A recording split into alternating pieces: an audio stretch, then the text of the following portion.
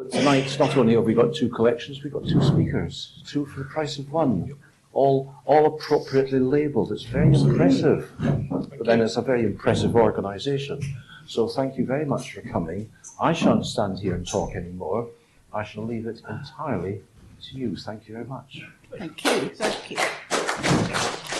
Well, this is us. I'm the Linda person, and this is the Ian person, in case that's not clear.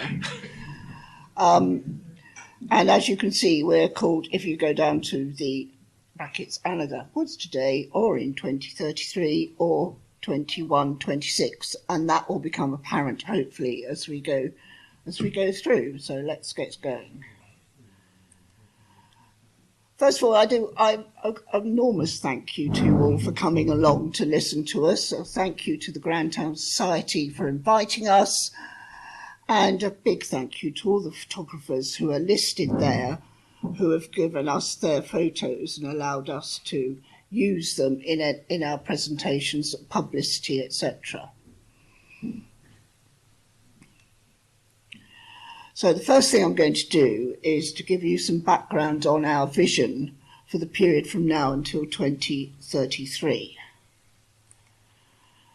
A little bit of history for those who may not know that in 2002, the community took over just under 1,000 acres of the woods, and the Anagach Woods Trust was set up to look after the woods on behalf of the community.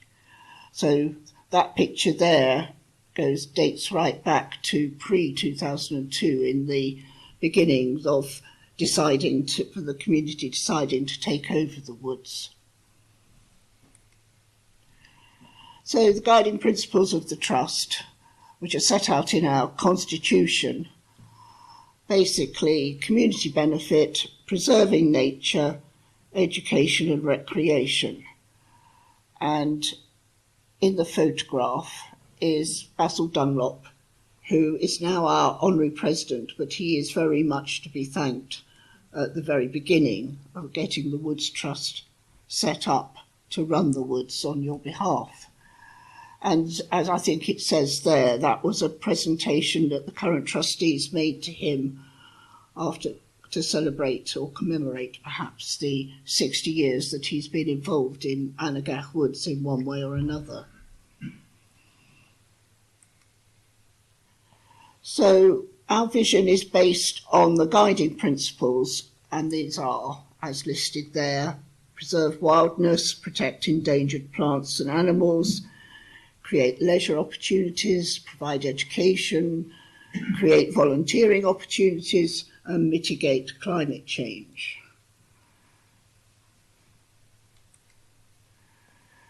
And so obviously the challenge is one thing to have a vision, it's another thing to actually turn it into reality. So part of that is having an urban woodland management plan, which from the looks on some of your faces, that actually is exactly how tedious perhaps it is in a way. It is, though, considered to be best practice when you have a woodland to manage to have a plan in place. It is obviously a must-have if you want to get any grant funding from Scottish Forestry in particular and any associated organisations. As part of it, we have to have we obviously need a plan to be able to deliver the vision that got us the management plan in the first place. To get to the management plan, we had extensive community engagement and finalised a plan, 40 pages thereof, in the winter of 2023, submitted to Scottish Forestry in early 2024. They went out to public consultation and finally approved it in April 2024.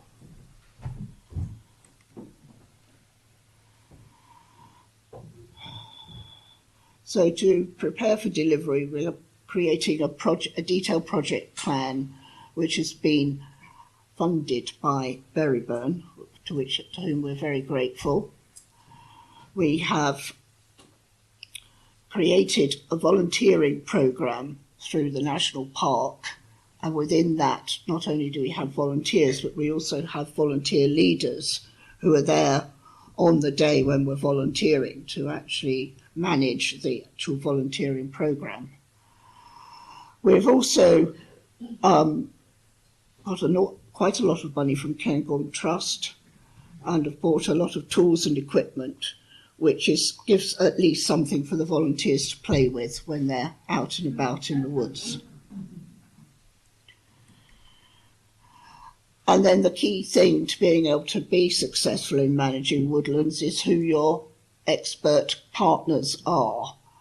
And so in the centre photo there's a picture of the trustees, and then around there with all the organisations that we work with have joined, or whatever it is, with the various projects that are being undertaken in the woods. And I'm handing over to Ian now. You are? Yes. So, we had a plan, and the tricky bit now, let's get ready to deliver it. And our first real year of delivery was 2025. Now, this picture is entirely gratuitous. I just really loved it. And but it does help me introduce how we've organised the delivery of the plan. Most of the plan is being delivered by volunteers. We run 20 volunteer days every year. They are very well subscribed, and we split them into 3 themes: nature restoration, path maintenance, and woodworking. And I'll take you through the sort of activities that we've undertaken during those volunteer days since we got the plan approved. It's interesting to note that today, I went the wrong way, didn't I? Today is Global Rewilding Day. And that's a good way to start because our aim all the way through this is to let nature lead. And that's one of the sort of catchphrases that one of our partners, Northwoods Rewilding, established. And so throughout our nature restoration activities, we try and let nature lead, but we're trying to give nature a helping hand as well. And one of the ways that we can give nature a helping hand is to remove some of the stock fencing that's in the woods. In previous years, prior to the woods being acquired by the community, there were animals kept in the woods in various enclosures. Those fences can harm wildlife and look pretty horrible. So we've got rid of as we said, 2 kilometres. We actually took down another ½ kilometre on a volunteer day on Monday. Thank you,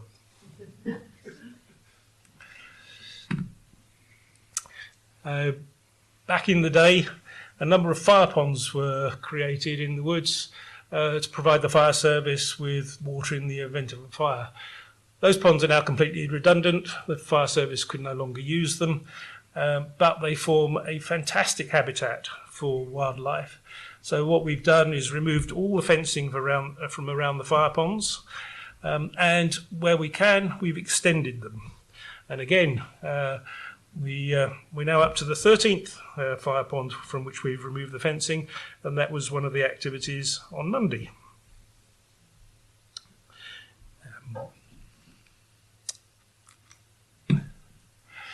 Another nature restoration activity is to create semi-permeable dams.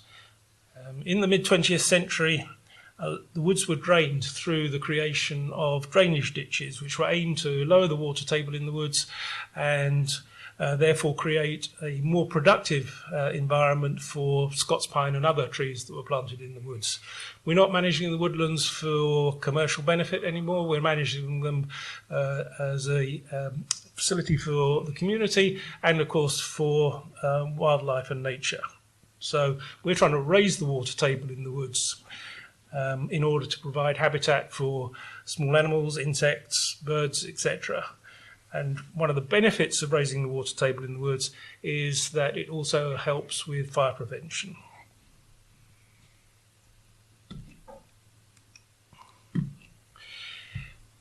The woods are, as many of you know who've walked through the woods, dominated in the understory by heather, which is growing quite rapidly and tends to crowd out all the other species.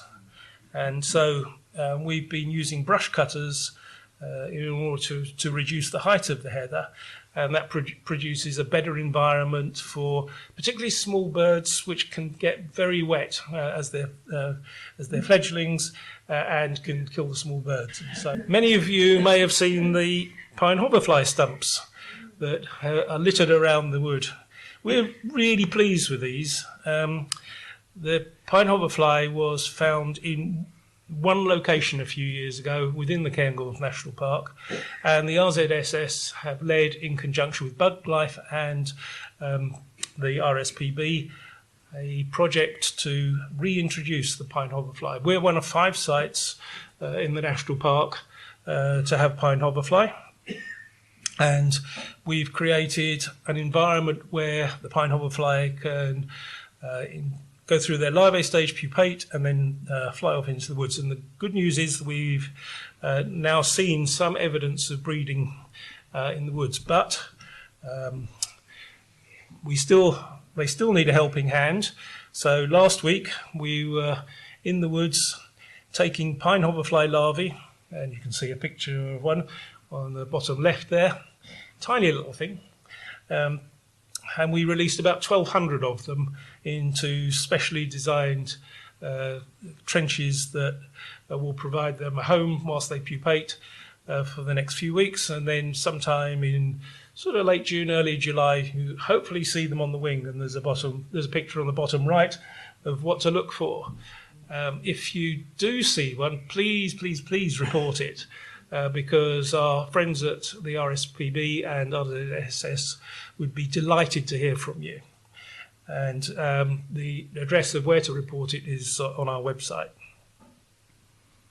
So that's been a great cooperation with those organisations. We've been busy. Thank you, Hazel and Dimitro, who are joining us today. Experts in creating standing deadwood using a technique called ring barking. A healthy forest ecosystem is going to have around 15% of standing deadwood. The Anagach Woods have got nothing like that. And so what we've been busy doing is creating more standing deadwood. Typically, we ring bark non-native trees because we're trying to get rid of them. But there are areas of the woods where there aren't very many non-native trees, and we've taken the decision to ring bark some Scots pine. On the subject of non-native trees, we're trying to get rid of them. We want this to be very traditional pine woodland with a variety of local trees such as birch, aspen, rowan. And in the mid-20th century, the woods were planted, whilst it was a commercial woodland, with a lot of non-native species like sycamore, western hemlock, which tend to crowd out all of the sort of native species.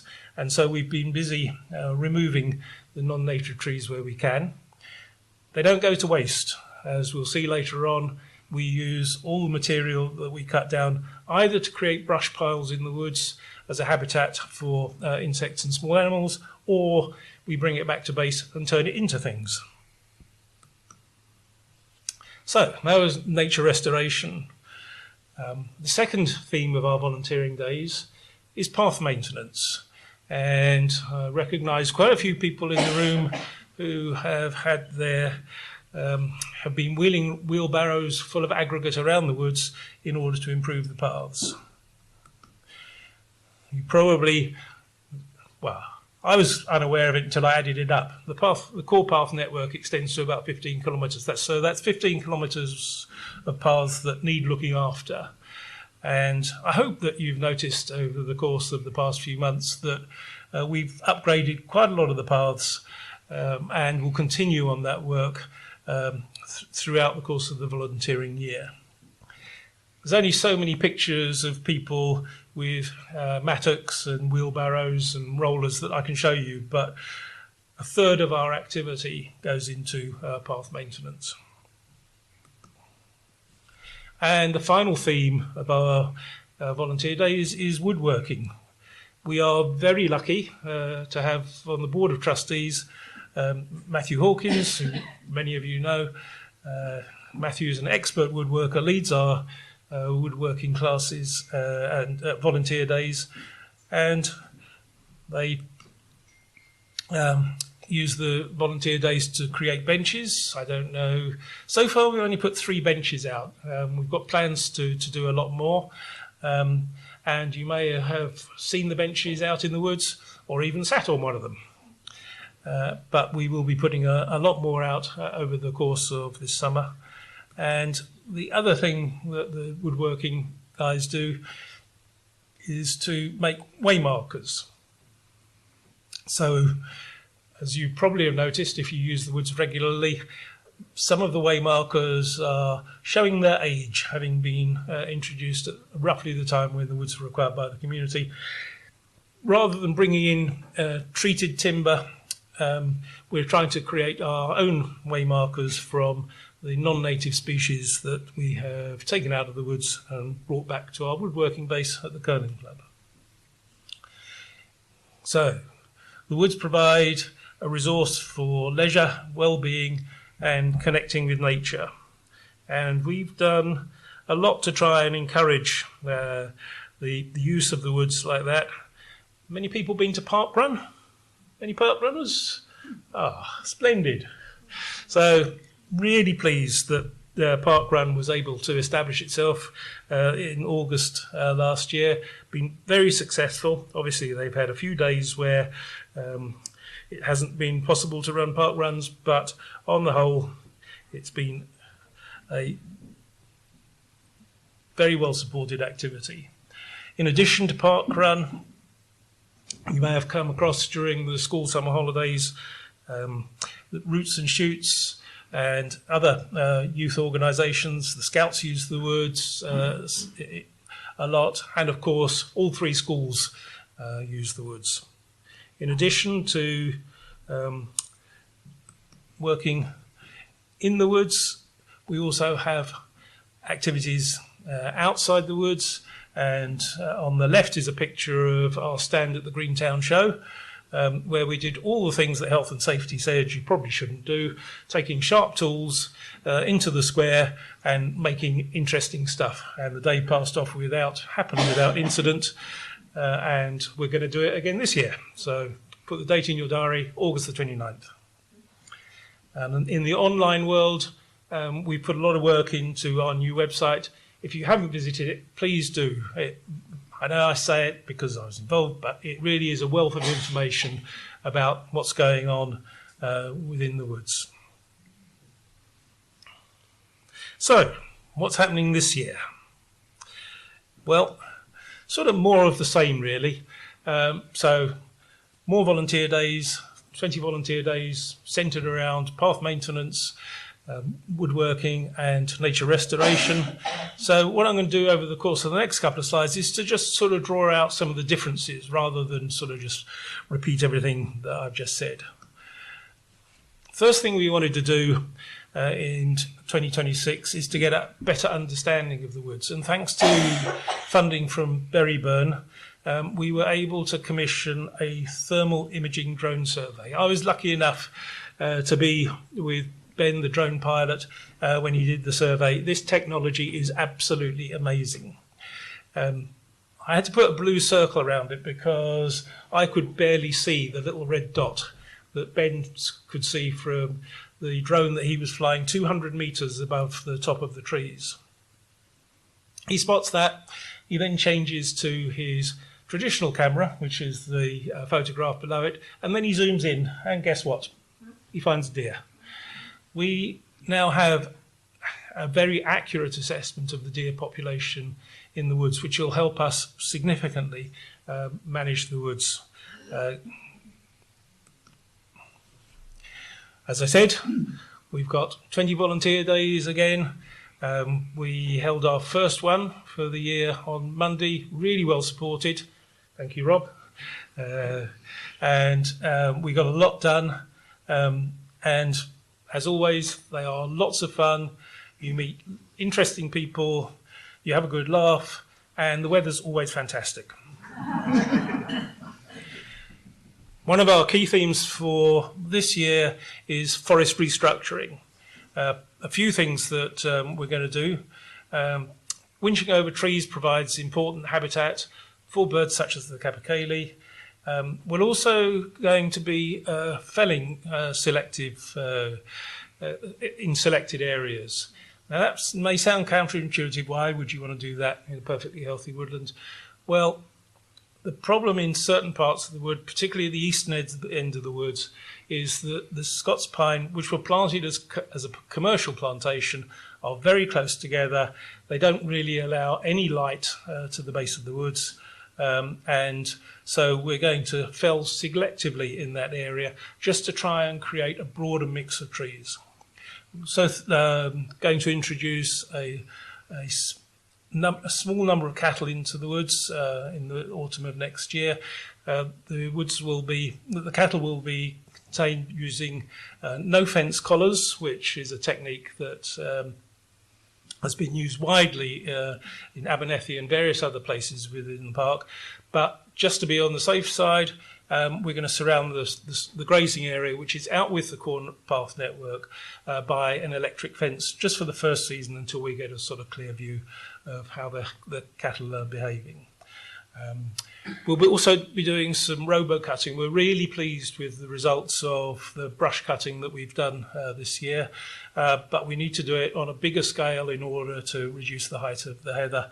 And so we'll be doing some robo-cutting, basically very, very large lawnmowers, just to sort of reduce the height of the heather and try and create a much more diverse ecosystem within those areas of the woods. So that's what we're going to do this year, and it's all heading towards 2033, and Linda's going to tell you what the woods are going to look like in 2033. Indeed.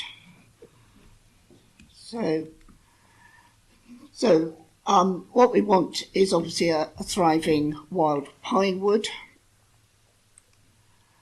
and we want there to be as many native species happily living there, and so we've just suggested a few that could be there in 2033.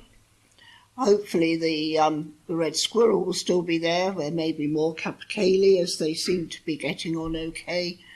There'll be a number of deer. There should be some cattle if that works. There's the possibility of beaver. There's been a beaver introduction across the national park, and it may be that we could be chosen as one of the sites. And of course, there could be lynx. As we've seen, there was obviously that illegal release of lynx further south from here, but there is supposed to be a lynx release program going on, and you don't know. It might be that Anagach is just the place for lynx.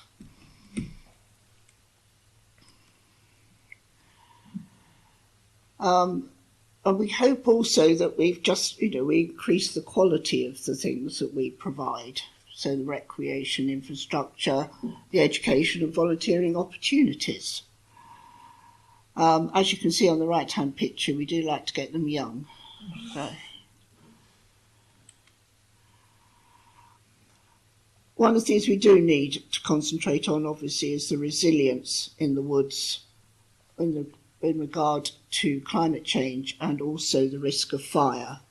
There have been some fires in the woods, and obviously last year with the devastating fires on the Darver and around Carr Bridge, it's a very real issue. As you may all be aware, there is a ban that comes in on the 1st of April in the park on fires and barbecues basically everywhere apart from in your back garden, I think is what they're saying, aren't they? So, but that is obviously to try and avoid what happened up on the Darver last year. And we will be hopeful that people abide by it in Anagach. Because we've got one of our concerns, obviously, with Anagach are all our neighbours we have. So we have houses around the edge of the woods. And we certainly don't want the woods to catch fire and then be a threat to any of our neighbours, including the golf club, I suppose, as well. So, and we thought we'd have a little slide just to move on 100 years and see what the woods could look like then. What we're hoping for is the larger photo on the left. And so very much an improved but lovely looking woods. But who knows what climate change is going to bring? It could be elephants and lions, or it could be polar bears.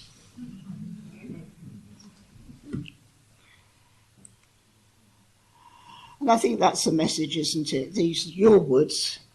Please help to look after them. Final bit is going to be... Yeah. 3 more slides, don't worry. So, the woods are free to use. The woods will always be free to use, I hope. But they're not free to look after. We get a certain amount of money from grants, but there are certain expenses that grants won't cover. So they are your woods. Please help look after them. First thing is become a member. If you're not a member of the Trust, just join. It's free. You get a fantastic newsletter. I think it's fantastic. And you can come to the AGM. Maybe that's not such a... but you will be in touch with the woods. It's very easy. Just go to our website. There's also a QR code outside. If you click on that, that'll take you to the membership application form. It's really straightforward, and we love to keep you in touch with all the things that we're up to. Obviously, I've talked extensively about our volunteering program. It has been amazingly successful. We're really pleased with it. Last year, we had people from, obviously, very close to the woods, Forest Road. We also had a group from the Wesleyan University, Delaware, Ohio, who came to join us, and they were fantastic. We've already got groups signed up for this year coming from the United States. It's great. And in addition to the 20 sort of standard volunteer days we're doing every year, there are a number of special events that we'll be doing. There's going to be a family day. I think it's the 4th of June, and we'll talk about that in a bit more detail in the next few weeks. We're going to do a wood ant workshop, so keep your eyes posted for that.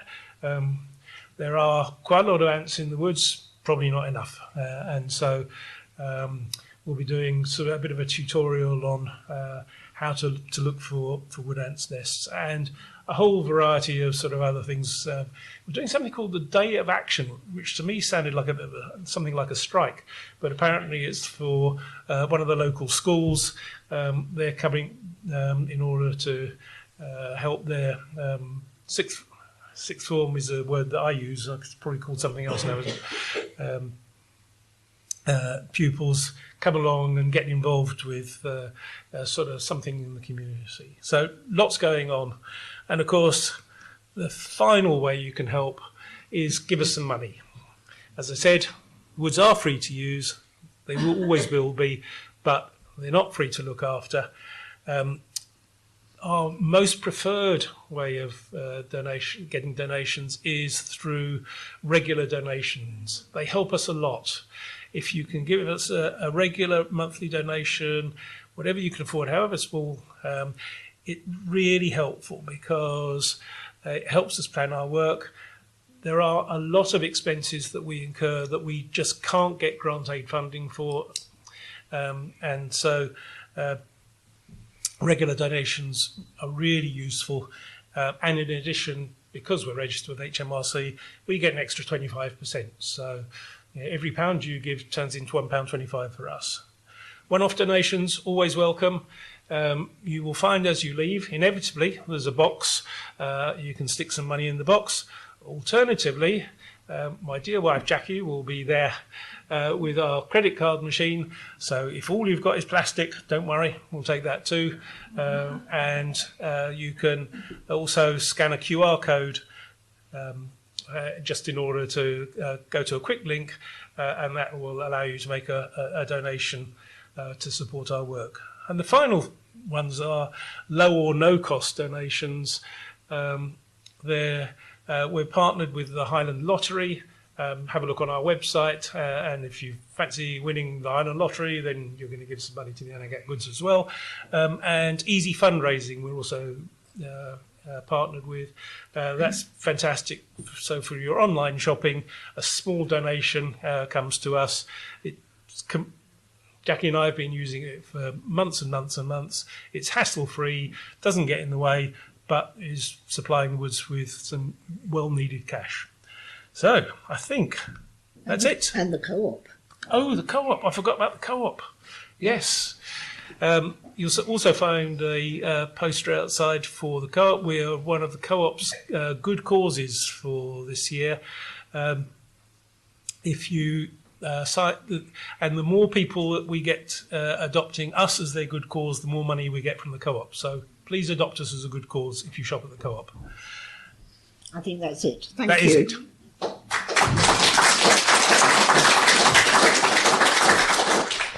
Thank you very much indeed. Yes, it's fascinating to get that inside story of everything that happens in the woods.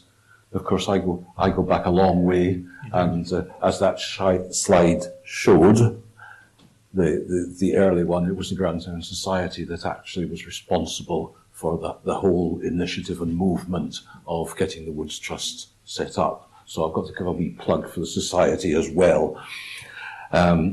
Yes, I go back to the time when for 5 shillings you could have a firewood permit, and I kept our house fires going for a long time on the strength of that, and 5 children who dragged woods and so on. They told me it was child abuse, but it kept them warm.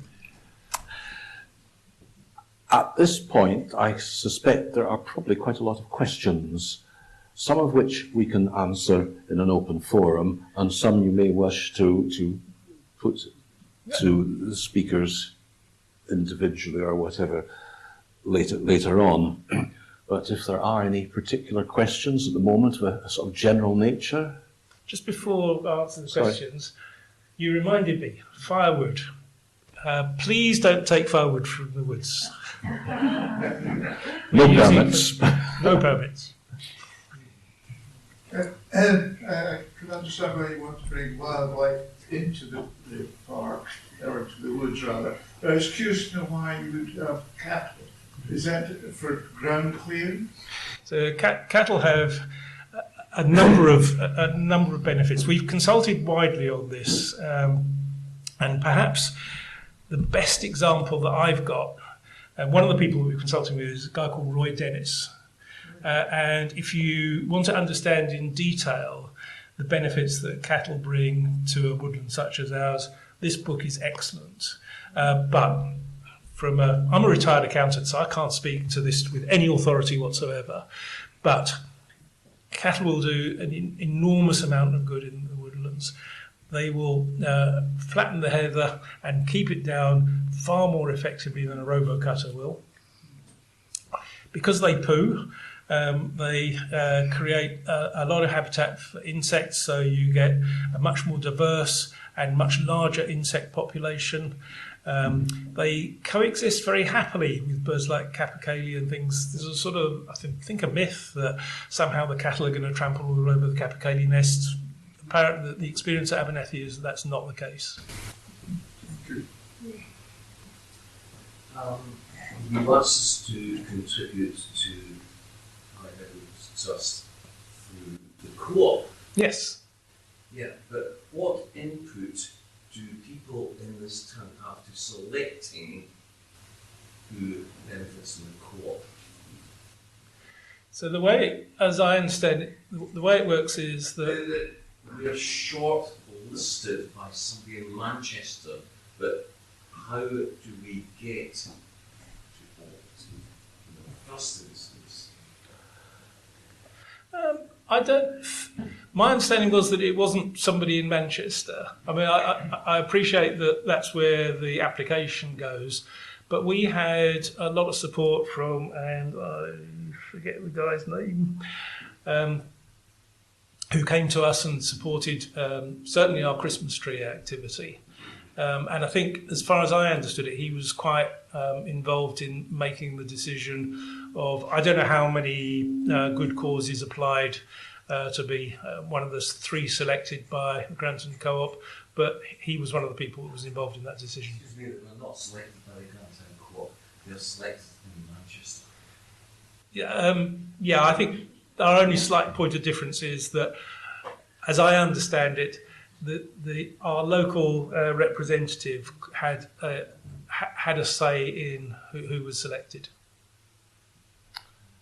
Yes, as a former co-op membership person, I can understand exactly where that's gone. Once upon a time, all the money locally came to the local committee, who spent it on various projects that were put in to the tune of 200, 500, 2,000. Gradually, the co-op has become more and more centralised, and the local committee doesn't exist anymore. The Scottish committee doesn't exist really anymore, and so it's all drifting in because they've changed their business model. And whatever the system is, it's not transparent.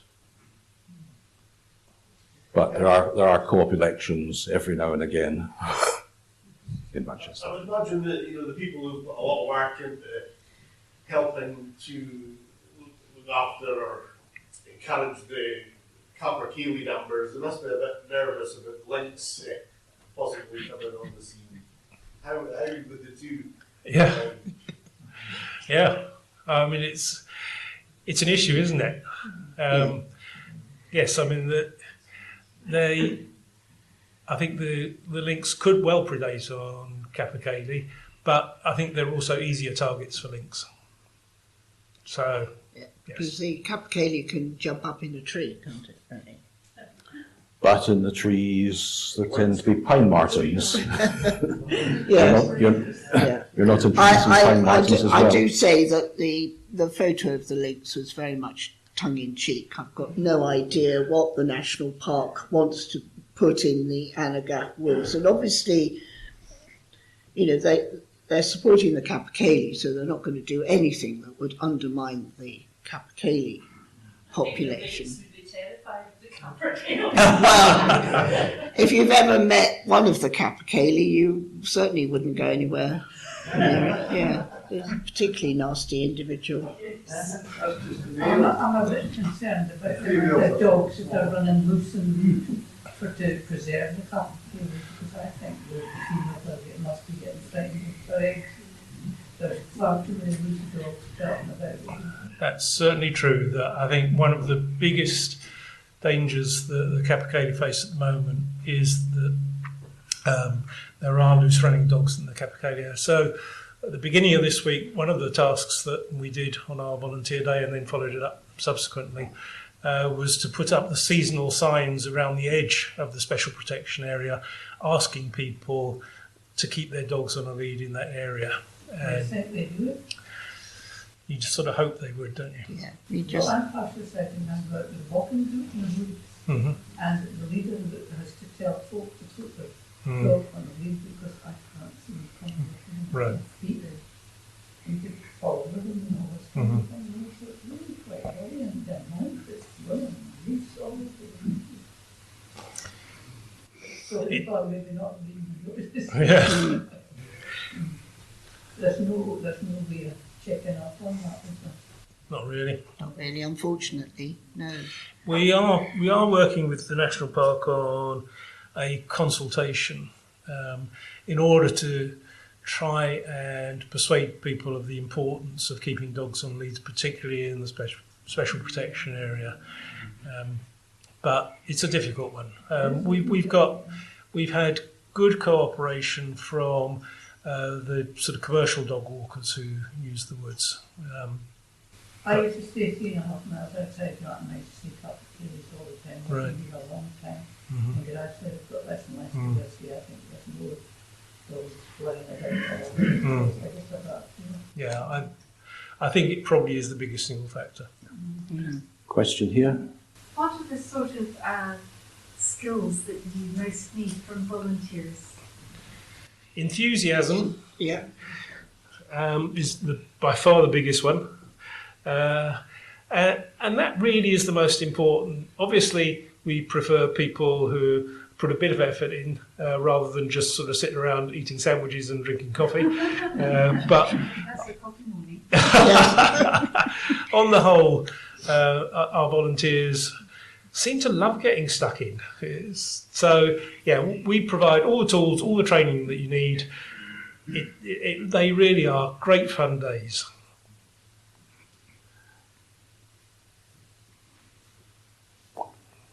Yes. Who owned the woods before the trust bought the 1,000 acres, and what is a fire pit? Well, it was Seafield Estates that owned the woods, and so therefore sold them to the community. What was the second thing? What's a fire pit? A fire pit. Yeah. It's a pit that has fire in it. on the contrary, it's a pit with no fire in it. What's the context? Yes, why? No, can I ask about that actually? Because I was giving you spent a lot of time in the woods and I saw these holes for water, some fences, and I thought this is some kind of health and safety. But are those the fire ponds? Ah, right. Yes, there were two. Okay. Well, in that case, if you're defencing them, are there any sort of health and safety access issues about having these holes full of water? So it's a balance. You know, yeah, I mean, when the fire, as I understand it, when the fire ponds were originally dug, they were quite deep and would have represented a health and safety issue. Over the course of many years, and because they haven't been used, on the whole, the ones that we found have all been silted up. The water's pretty shallow. Yeah, I think if you fell into it, it wouldn't be the best experience in the world. But on the other hand, fencing off a location which could provide great habitat for small animals, birds, insects, etc., seems to be quite sad, and so we took the decision to remove the fences around them. But yes, if you walked into one, you'd get wet. And at one time, when they would have brought in a pump, which they could have sat there and pumped water out of it, and it was a source of water. And before that, presumably, buckets. Question here? Somebody was mentioning the Christmas tree project. Oh yeah. I've heard of that. What did you do? Oh, come along. First weekend in December, it is so much fun. On the first weekend in December, we have our annual cut your own Christmas tree event. So you come along and with the help of our volunteers and volunteer leaders, you select your perfect Christmas tree. You cut it down with or without our help.